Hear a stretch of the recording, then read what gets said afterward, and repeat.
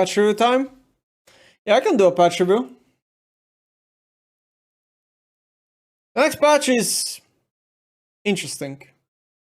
There are a couple of changes that are good, a couple of changes that are horrible. Just like all changes throughout us. It's never like, you never get a day where it's like only good changes. Some of these are absolutely horrible, guys, so let me tell you. First we have veigar, which they said they don't want to give him damage, they just want to make him like feel better to play, which I think is fine. I think these changes are not gonna like make or break veigar or anything like this. He's still gonna have the same issues as he does right now, which is durability update fucked him up hard and he can kill tanks or champions that buy MR, which is not gonna change much. It's just a nice change. It's obviously a buff. I have nothing to complain about here. Then you have Cho, which is absolutely getting huge buffs. So first, Q mana cost going down is extremely good in losing matchups. Because in losing matchups, chogath cannot walk up as a champion, which means he uses Q to last hit. By Qing a lot when his mana pool is already extremely low, especially without buying mana items, he runs out of mana. Now this change, you see more mana. Then you have Q damage to 320, which is absolutely nuts. So if you max Q first, you get even more damage on the ability. 320 for a base damage for an ability that is on a 5-second cooldown is crazy. Actually, is it 5-second cooldown or is it 6? I forgot. Let me check that actually. It's anyway, it's just crazy. Chogath Q is 6 seconds.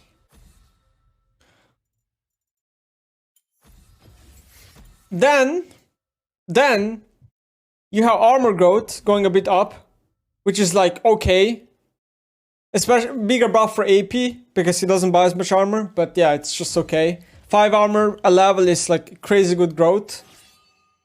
Then you have mana cost going down, which is also good because people who max W first on Cho, which is a rare thing, but tank Cho can do it more than AP Cho, is also a buff because the ability doesn't all of a sudden eat your whole mana bar.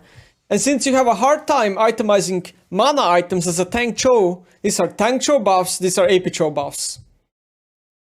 I think we can all say that Cho probably deserves some buffs, the champ's not being played anywhere. This is all fine. I think Cho is genuinely underrated though, his ult gives such a crazy good objective control in a Dragon and Herald meta. Anyway, I'll replay Cho next patch for sure on mid lane. I will try him out to see if it is good. Alistar. Riot Games decided Alistar buffs weren't enough last patch based on win rate, duh. So what do? More passive heal, which is fine. Don't think anyone has a problem with that. And then obviously, someone on the balance team really wants to play AP Alistar, I guess. They're just gonna keep, yeah, they're just gonna make AP Alistar a thing. Like, I don't know what to say. They're gonna keep giving him fucking AP ratios. It is what it is. Showmaker about to have some fun. Ahri. This one really triggers me. Because some idiots. I saw the comment section on the Ahri, right? This one really fucking pisses me off. Riot, why are you buffing HP and armor on Ahri? We want more damage. Shut the fuck up. Your champion isn't designed to do damage, you fucking dumbasses. Ahri's strength is mobility, not damage. If the champion kills you, if the champ gets more damage, she will just kill you and be invulnerable. But also she has a triumph on passive, so it's like... So like after she gets killed, she's even harder to kill because of that. Like... I just don't understand what these people are smoking, wanting more damage buffs on Ahri. Ahri's strength is not damage. Her identity is not damage. It's utility. It's CC and mobility, man. That's the whole point of Ahri. They don't want to have damage on her because if you want to play a damage champ, play Veigar, play Syndra. I don't know, play champs that are actually designed to do damage.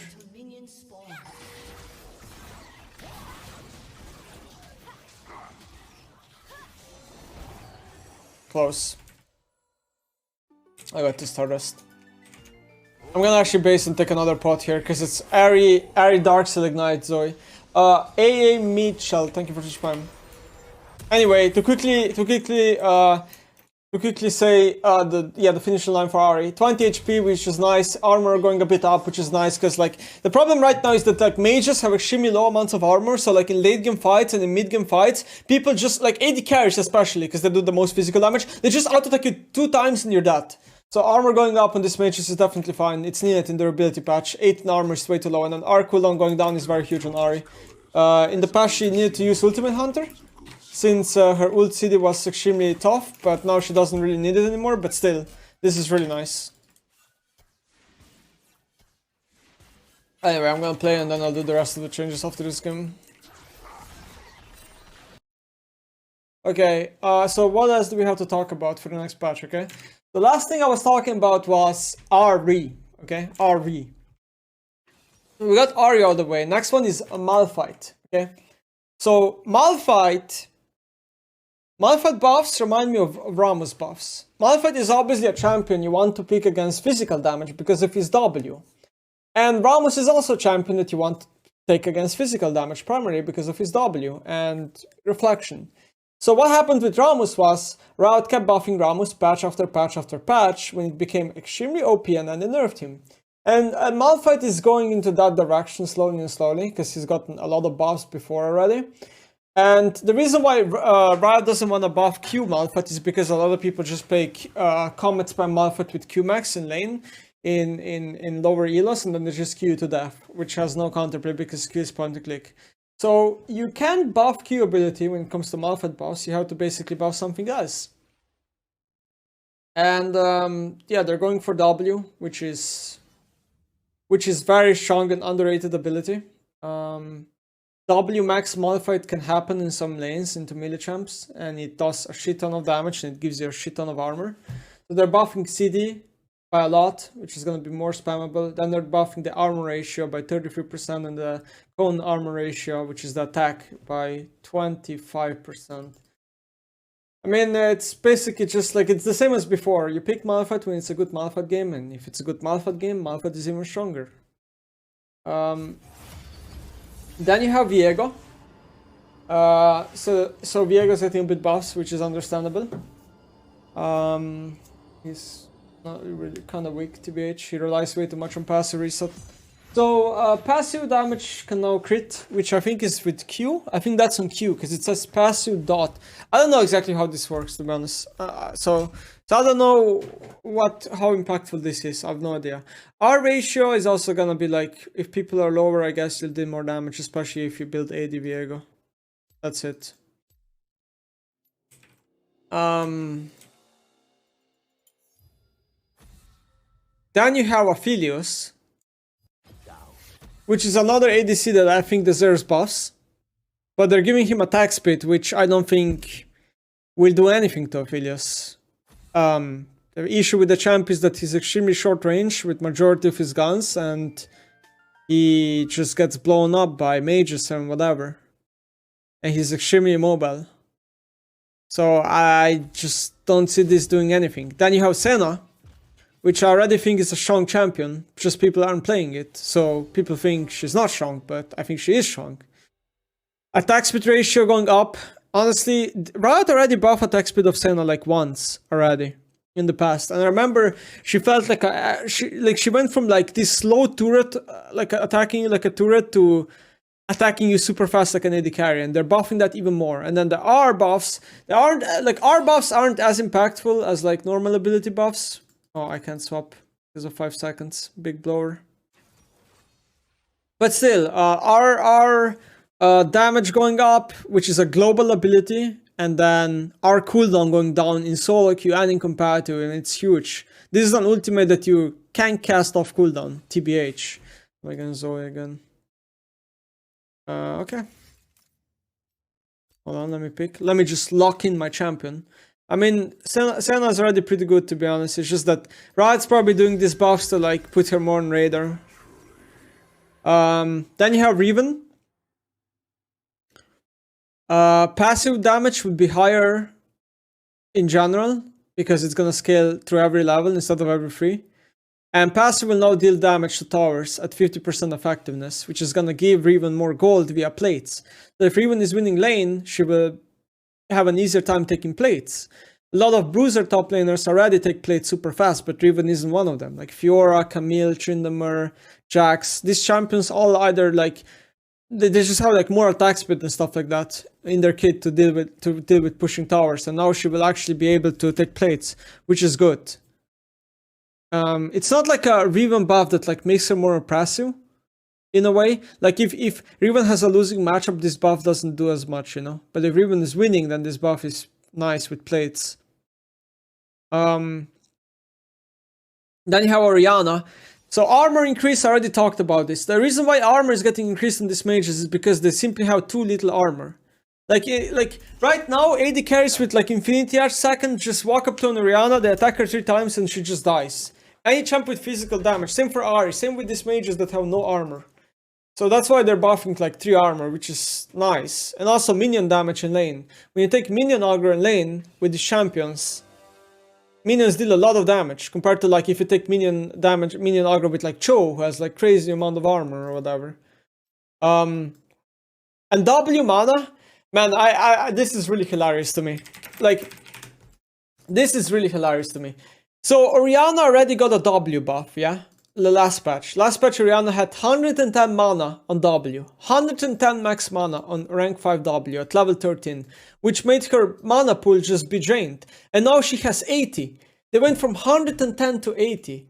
You know how big of a change that is? How did they miss the mark so hard in the first place? How was this not changed like years ago? It's like, not years ago, but like months ago. I tried Orianna after the buffs that Riot gave her the last time, and to be honest, she still has mana issues. Like, they're not as apparent anymore, but she still has them.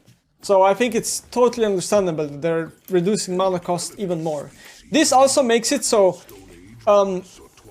if you actually look at Orianna's mana now, it's 10 lower on first rank on her W, which means that usually when you played Orianna, you would take E level 2 instead of W level 2, but now you can take W level 2 more when you can proc it and even use it more in lane, because it's not gonna hurt your mana pool as much.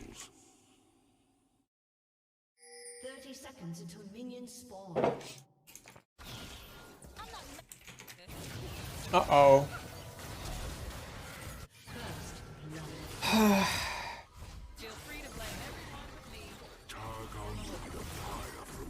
She's literally standing in my E. Thank you for 6 Stardust. But yeah, I'll do the NERFS after. But TBH, like, the buffs, they're decent on some champs. I mean, I really like Orianna, Cho, and veigar buffs, because obviously I'm biased and I'm a mid laner. But I think Riven buffs are cool. Senna buffs are okay. Malphite, not sure how to feel about it. Ahri buffs are cool, and yeah, I don't know. The rest are like, whatever. Aphelios buffs just don't do anything to me. Malphite, I'm not sure how to feel about. I don't think Malphite is a fun champ to play against, necessarily. He's pretty no-brain, because he has no skill shot on Q. Maybe if Riot could somehow make Malphite Q a skill shot, he'd be like, more counterplay to play against. Okay, I'm against him Zoe's last game. Last game I died level 3. Okay, let me talk about what I think about the champion nerfs, okay? Because I already talked about the buffs. So we have champion nerfs for next patch, okay? We have Samira, which I think deserved nerfs. Her late game is gonna be slightly weaker, at some points even better on passive. Early game, obviously, the passive is gonna have you last movement speed. You're gonna have a last way to chase people down, and then the R is gonna lifesteal even less.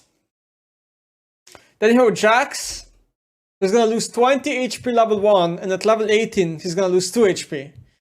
So the more levels you have, the less this nerf will matter. But this is obviously early game focused Jax nerf. EAP ratio going down doesn't matter, you don't buy AP items. E dodges increases total damage instead of base damage, which from my understanding means that damage is up.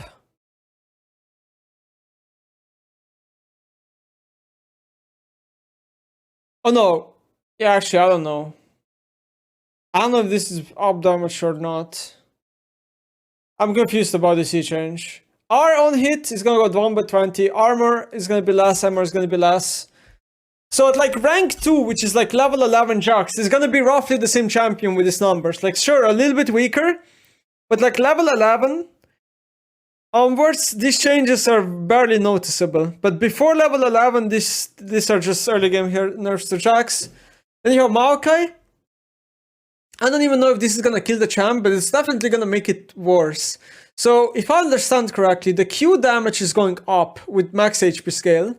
The E cooldown is gonna go up by 4 seconds, which is gonna make saplings in competitive play in high elo way less spammable. So maokai won't just get free vision hack in every bush that he wants it. E damage goes down by 5, whatever, you don't really... I mean, the demonic embrace maokai definitely feels that. Then you have EAP ratio going also down, and EHP ratio also this one's going up actually for slow. But yeah, it just doesn't matter. Basically, maokai should be worse, especially the E in demonic embrace build. Then you have elise. I honestly didn't expect elise to get nerfed, but I guess her solo queue win rate is just too high. And elise is a champion that heavily relies on base damage on abilities. She naturally falls off as the game goes on. Not always though.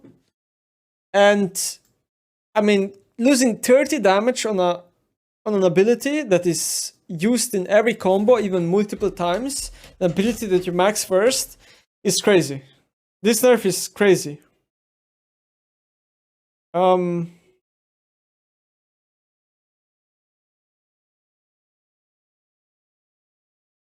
yeah, and then you have Spider Link base damage also down by a little bit, but up later, which doesn't matter.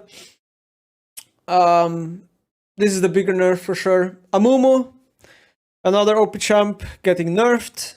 Less health, less armor, W damage, going down by HP scale. Then you have udyr, another OP champ getting nerfed. Thank God, hopefully all the elo inflated udyrs stop being in my games when they're so fucking bad at every other champion they play, and the champion just straight up busted. Less HP, less armor. Q1 hit AR ratio goes down, which doesn't really matter. And then R slow is also going down by a bit. Then you have Jarvan, which is gonna get a bit of a nerf because his last buff is a bit too strong, which is understandable. He's still gonna be strong even after this. Then you have Anivia, another really good solo queue mid laner. She got heavily buffed with Road of Ages and Seraph.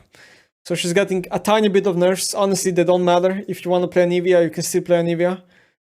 Then you have azir, which I do not understand. Okay? I do not understand this. When I see this, I don't think of nerfs. I think of buffs. So his mana is gonna go down till like level 9. Okay? At level 9, you're gonna have the same mana. Okay? So yes, he will have less mana till level 9. But this champion doesn't go in lane with Doran's ring buff. He just doesn't go This only matters if a jungler ganks him and he burns E and Q. Sure, it makes his laning phase a bit weaker. But the problem is, this type of nerfs will affect solo queue more than pro play. I don't get it. This is like barely a nerf. I doubt this will change any of Azir's laning phases. Then you have double recharge going up by 1 second. This is a bigger nerf for lane than the mana. I'm not even kidding. Because Azir needs to summon soldiers to trade against champions and to poke them. So soldiers being less in recharging does matter. At level 13, this is not a nerf anymore. So yeah, okay, Azir is nerfed with double recharge for 13 levels. Sure. I don't deny that.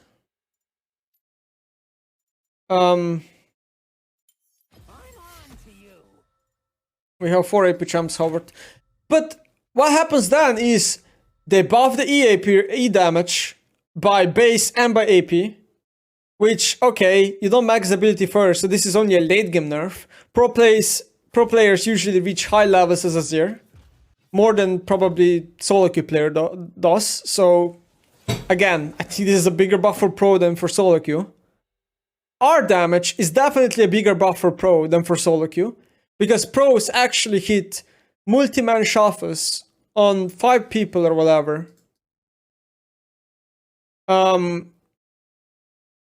So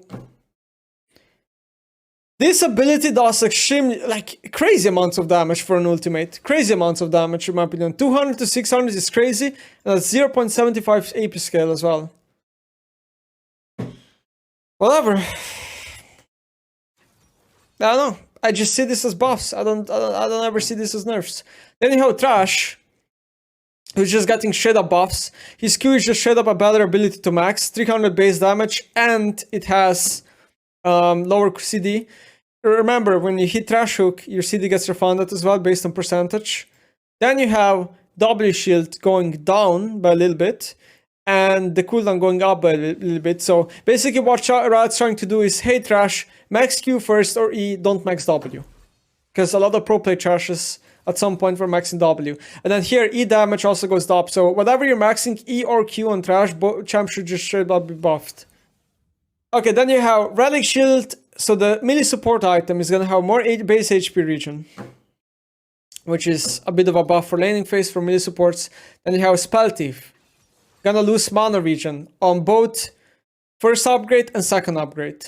And then the charge generation is gonna be also slower, which means like a Twitch support roaming is not just gonna get crazy amounts of gold super fast, right? That's what this means. I don't know how this much matters. Like, if you play luck support, these are definitely nerfs. But if you play like Karma, are you really running out of mana because your mana regen item gives you 25% less mana regen? Maybe you still won't take mana flow because you just have crazy amounts of mana. I don't know. Whatever. I don't know how much this does. Like, I think range supports are still fine. I don't think people should stop playing range supports based on these changes. Okay, then you have kill experience. I totally do not understand that. I'm mind blown by this change. I don't. So if you solo kill an enemy, you get less XP than before. Unless it's a solo kill level 1 or 2. If you solo kill level 1 or 2, you get the same XP. If you solo kill later in the game, you just get way less XP. Which is really weird. Then you have kill comeback experience, getting absolutely gutted. So if you're behind 1 or 2 levels and you solo kill the opponent, you will not all of a sudden be same level anymore. It gets completely gutted. I'm not sure how to feel about this either, because I think people that should be ahead should be punished for dying, in my opinion. But at the same time, it probably did deserve a nerf. I just think they're going too far with the nerf.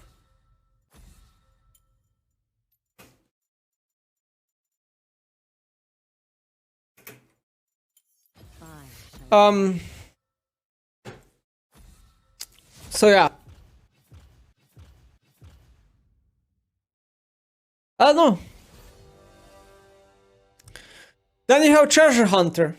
It's gonna lose 100 gold on the rune, which is crazy. I don't think people will ever use this rune anymore. So Treasure Hunter was already not a rune that was used a lot in competitive. Treasure Hunter is a better solo queue rune.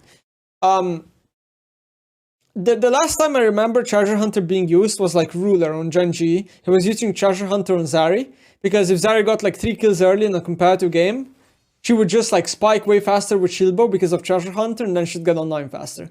That was the thought process. If you get Killer Assist because it's easy to do so, you'll spike faster. So you get to your items faster, so you scale faster. So this is a solo queue nerf to the rune. I guess the win rate of the rune was probably too high or something. Like, I don't know. It's not like we have a lot of data regarding this, but in competitive, you're not gonna see this rune, especially not after this buff, this nerf, so. Do I use Treasure Hunter? The only champ that I can remember using Treasure Hunter lately is GP. I played Treasure Hunter in GP top because it's like easy to get stacks with your ult when you're ulting bot lane.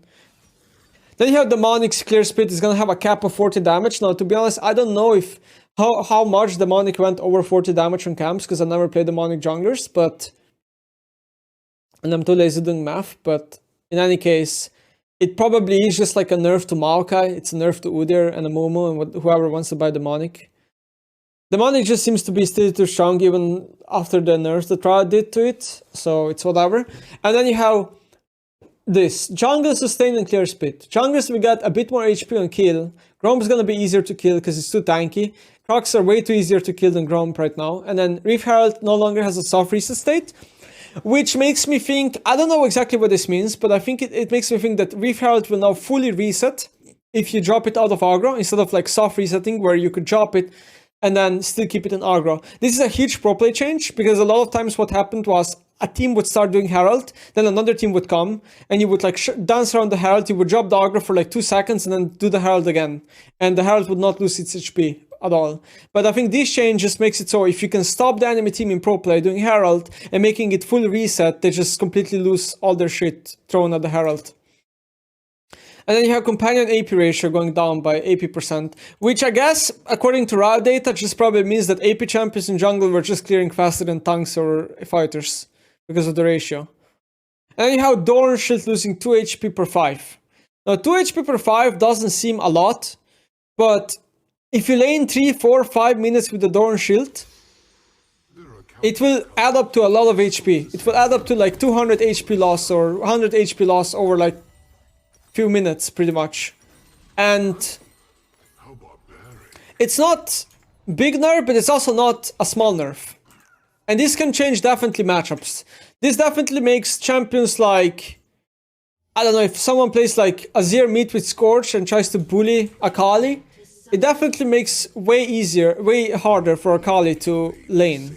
Not sure. You're still gonna buy Doran Shield obviously in tough matchups, whatever, right? But maybe in some matchups you would get away with not playing second wind, but now you actually need second wind. It can definitely matter. Yeah, it can just definitely matter. No, not sure what else to say. Doran Shield is a bit OP, but at the same time, if Doran Shield doesn't exist in the game, range champions and champions lane bullies especially are just too strong. This is what people don't understand. Doran Shield has to exist in the game, because if it doesn't, there's no counterplay to a queen walking behind your wave or an auction walking behind your wave level 1 and just nuking all your HP. There's simply no counterplay to it. Sometimes So stars gaze back.